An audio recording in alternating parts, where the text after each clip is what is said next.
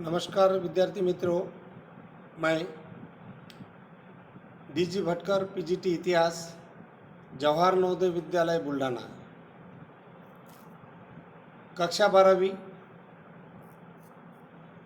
अध्याय 5 यात्रियों के नजरिए और समाज के बारे में उनकी समझ लगभग 10वीं से 17वीं सदी तक भाग 3 बर्नियर तथा अपविकसित पूर्व, जहां इब्न बतूता ने हर उस चीज का वर्णन करने का निश्चय किया जिसने उसे अनूठेपन के कारण प्रभावित और उत्सुक किया, वह बर्नियर एक बुद्धिजीवी, भिन्न बुद्धिजीवी परंपरा से संबंधित था। उसने भारत में जो देखा वह उसकी सामान्य रूप से यूरोप और विशेष रूप से फ्रांस में व्याप्त स्थितियों से तुलना की है। विभिन्नताओं को उजागर करने के प्रति अधिक चिंतित था, विशेष रूप से स्थितियां जिन्हें उन्होंने अवसादकारी पाया। उसका विचार नीति निर्माताओं बुद्धिजीवी वर्ग को प्रभावित करने का था ताकि सुनिश्चित किया जा सके और वे ऐसे निर्णय ले सके जिन्हें वह सही मानता था। उनका अपना प्रसिद्ध ग्रंथ है। इस ग्रंथ में उन्होंने अपना यात्रियों का वर्णन किया, यात्रा के वृत्तांत किए। ग्रंथ travels in the Mughal empire, Mughal के कालखंड में उनका शासन कैसा चलता है, गहन प्रक्षेप, उसकी आलोचना, अंतर्दृष्टि तथा गहन चिंतन। इस travels in the Mughal empire, इस ग्रंथ में उन्होंने मुगलों के इतिहासकारों का एक प्रकार वैश्विक ढांचे की स्थापना का प्रयास व मुगल कालीन भारत की तुलना यूरोप के साथ सामान्यतः यूरोप की श्रेष्ठता रेखांकित करता है। भारत में मुगलों का शासन किस प्रकार भारतीय लोगों को अस्थिरता से या वहाँ पर खेती के बारे में, भूस्वामियों के बारे में, और यूरोपीय से विपरीत कैसा है जिसकी परिभाषा वो करता है। भिन्नता से महसूस की गई उन्हें पदानुक्रम के अनुसार क्रमबद्ध, जिसे भारत पश्चिमी दुनिया को निम्न कोटि का प्रतीत करता है। इस ग्रंथ में उसने अपना वर्णन किया। उसका महत्वपूर्ण वर्णन भूमि स्वामित्व का प्रश्न, भूमि स्वामित्व की स्थिति कैसी है। मुगल सम्राट सारी भूमि का स्वामी थे। निजी भू स्वामित्व का अभाव था और जिस वजह से भारत में एक तो अमीर और गरीब, ये दो प्रकार के वर्ग थे। बीच में मध्यम वर्ग दिखाई नहीं देता है। सामान्य आम लोगों का जीवन अस्थिर था, दयनीय परिस्थिति थी और लोगों को भूकर यानी कि राजस्व भरना पड़ता था। मुगल सम्राट सारी भूमि का स्वामी था। इसे अपने अमीरों को बीच में वो बांटता था और इसकी अर्थव्यवस्था और समाज के लिए अनर्थकारी परिणाम भी होते थे। इस प्रकार अवबोधन बर्नियर तक ही सीमित नहीं था, बल्कि 16वीं 17वीं शताब्दी में अधिकांश यात्रियों के वृत्तांत मिलते हैं। इस यात्रियों के वृत्तांत में पेलसर्ट नामक एक डच यात्री 17वीं शताब्दी में आया और उसने व्यापक गरीबी के बारे में जो स्थिति भारत में देखी, बर्नियर की तरह ही वह भी लोगों के व्यापक गरीबी देखकर अचंभित था। लोग इतनी अधिक तथा दुखद गरीबी में रहते हैं कि इनके जीवन की मात्र वृत्तांत में आवाज के रूप में चित्रित अथवा ठीक प्रकार से वर्णित किया जा सकता है। इसी प्रकार से हम देखते हैं कि भूस्वामियों ने बेहतर भूधारकों के वर्गों के उदय को रोका और भूमि के रखरखाव बेहतरी के प्रति सहज रहते थे। अमीर गरीब में मध्यम वर्ग बिल्कुल भी नहीं है। राजकीय भूस्वामित्व का यहाँ पर प्रभाव है। ज़्यादा से ज़्यादा सामान्य लोगों का इसमें करों के रूप में शोषण होता था। अबुल फजल भूमि राजस्व को राजत्व का परिश्रमिक बनाते हैं, जिस वजह से अबुल फजल ने भी एक प्रसिद्ध मुगल इतिहासकार है जिसमें राजत्व परिश्रमिक करके उपमा दी और कैसा अस्थिर जीवन मुगल शासन कालखंड में भारतीय लोग बना रहे। अकबर के कालखंड का ये प्रसिद्ध ऐसा अबुल फजल इतिहासकार है। उसने साहित्य भी लिखे और मॉन्टेस्क्यू ने निरंकुशवाद का सिद्धांत विकसित करने में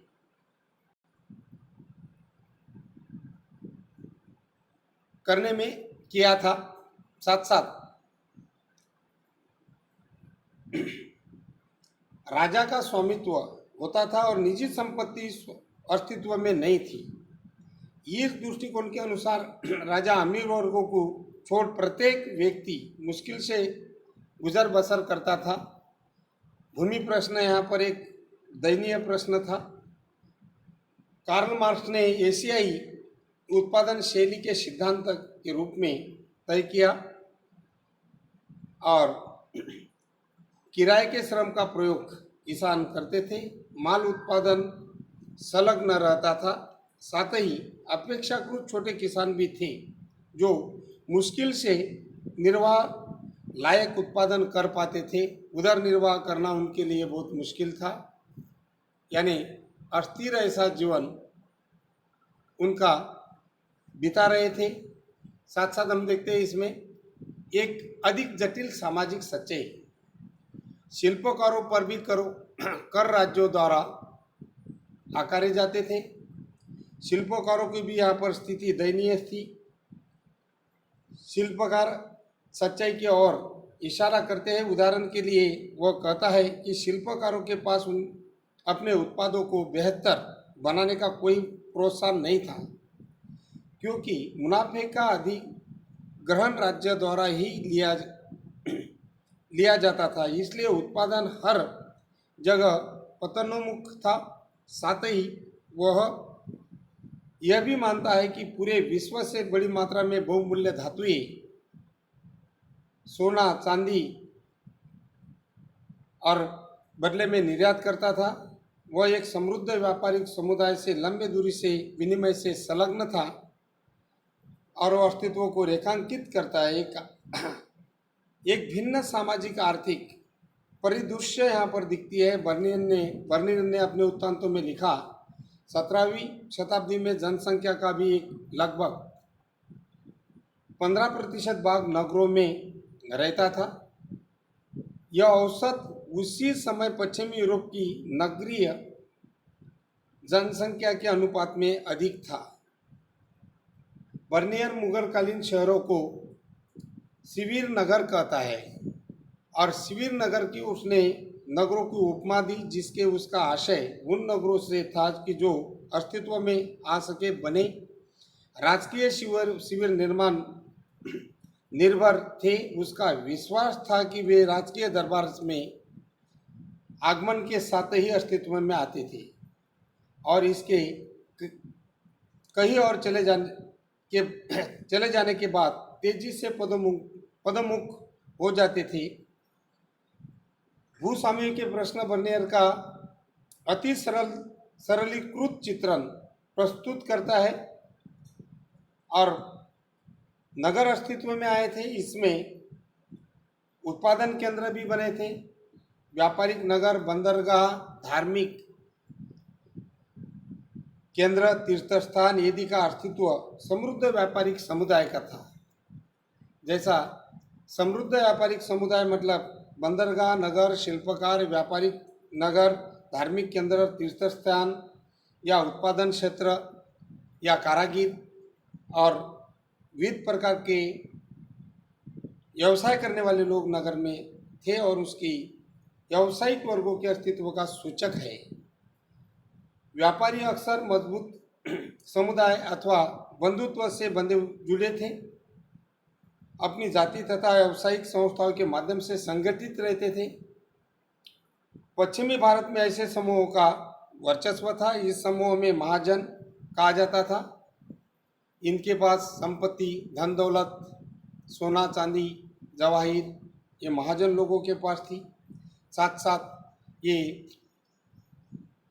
महाजन लोग सौदागर या ब्याज कमाने का कार्य करते, सूद देने का काम करते थे, इसलिए लोग उसे सेठ भी बोलते थे। सिट्टी कोटे, महाजन, सेठ और अहमदाबाद जैसे नागरिक शहरों में महाजनों का समुदाय प्रतिनिधित्व व्यापारिक समुदाय से मुखिया द्वारा होता था और नगर में सेठ का प्रमाण बढ़ता जाता था। उनकी हवेली, उनके रहन सहन, उनके खान पान।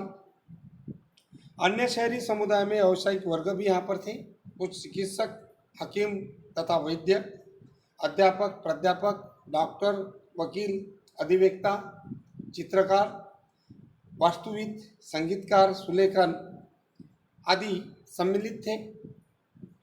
राजकीय प्रशय आश्रित थे।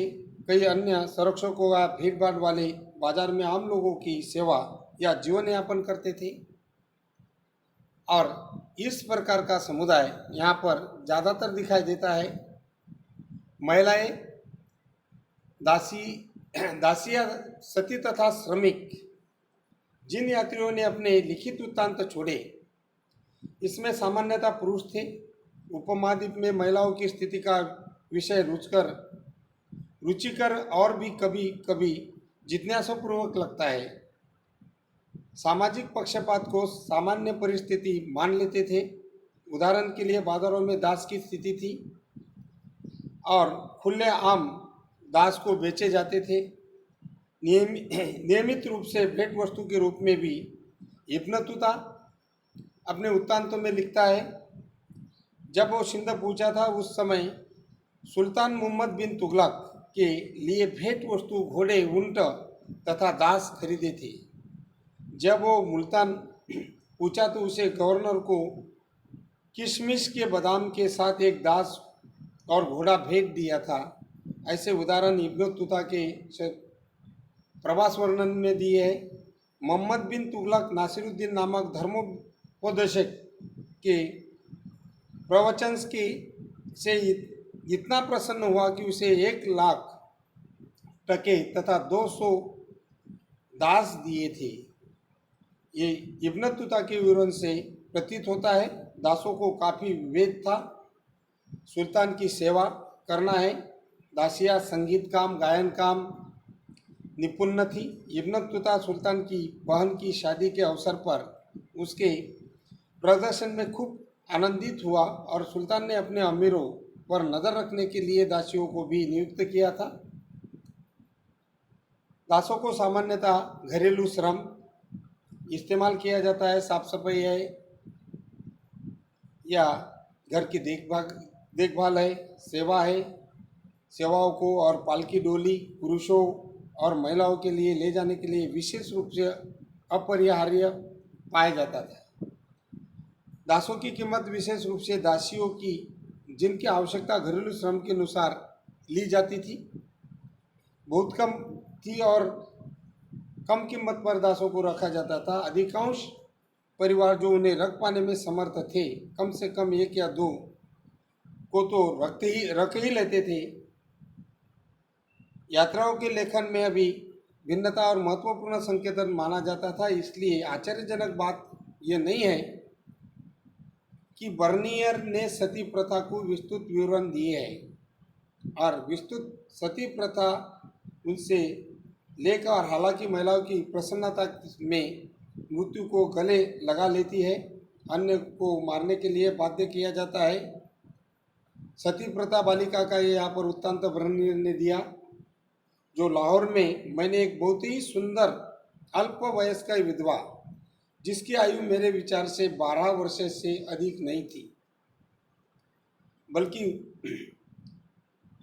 होते हुए भी देखी, उस समय भयानक नरक की ओर ले जाती है और उसको छोटी बच्ची जीवित से अधिक मृत प्रतीत हो रही थी। उसके मस्तिष्क के व्यथा का वर्णन बर्नियर ने किया है। दासियों की स्थिति का वर्णन इब्न बतूता ने किया है और इस वर्णन से पता चलता है कि यहाँ पर महिलाओं की स्थिति ये गौण स्थान था। महिलाएं व्यापारिक गतिविधियों पर हिस्सा लेती थी, व्यापारिक परिवार में घरेलू काम करती थी, वाणिज्यिक काम के विवादों का भी अदालत के लिए भी सामने ले जाते थे। यह संभवतः लगता है कि महिलाओं के उनके घरों के खास स्थानों तक परिसीमित कर लिया था, 4 दीवार के अंदर ही वो काम करती थी। ऐसी भी स्थिति प्रवास वर्णन में इब्न बतूता बर्नियर ने किया है।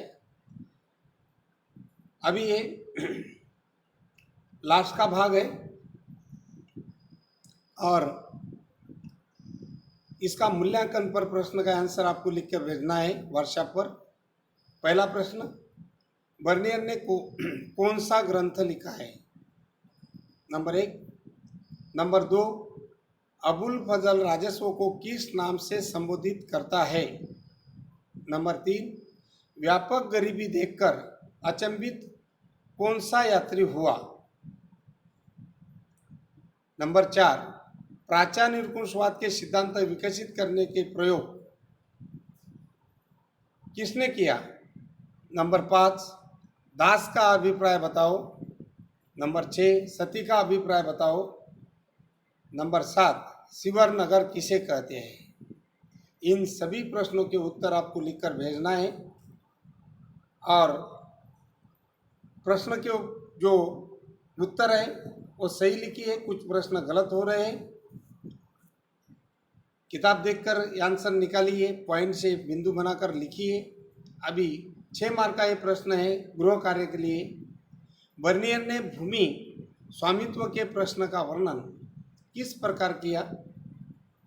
ये 6 मार्क का प्रश्न है, आपको 6 पॉइंट करना है और इसका लगभग 3 पेज में उत्तर लिखना है। आपको अध्यापन कैसा लगा? अभी अगला लेसन हम इसमें देखते हैं अगले पीरियड में,